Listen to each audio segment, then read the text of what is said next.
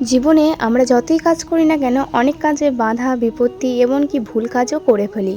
তো যাই হোক, হ্যালো বন্ধুরা, তোমরা সবাই কেমন আছো? আজকের আরও একটা ছোট্ট মিনি ব্লগ নিয়ে চলে এসেছি। এই গোপাল সোনাকে রাতে শয়ন দেওয়ার আগে কি করি চলো এই ভিডিওর মাধ্যমে তোমাদেরকে শেয়ার করি। কম বেশি আমরা অনেকেই জানি গোপাল সোনা যেহেতু একটা ছোট বাচ্চা, তো বাচ্চাকে যেভাবে মানুষ করতে হয় সেরকম গোপাল সোনাকেও সেভাবে মানুষ করতে হয়। বড় কথা হলো গোপাল সেবা হলো একটা বাল্য সেবা। তো যাই হোক, দিনের বেলা যে পোশাকটা আমি পরিয়ে রেখেছিলাম তো সেই পোশাকটা এখন চেঞ্জ করে দিয়েছি। এখন চেঞ্জ করে একটা নর্মাল নাইট ড্রেস পরিয়ে দিয়েছি, যেহেতু এখন রাতে শয়ন যাবে গোপাল, তাই জন্য করে। তারপর আমি একটু গোলাপ জল দিয়ে ওর মুখটা মুছিয়ে দিয়েছি, তারপর একটু অগুরু সেন দিয়ে দিলাম।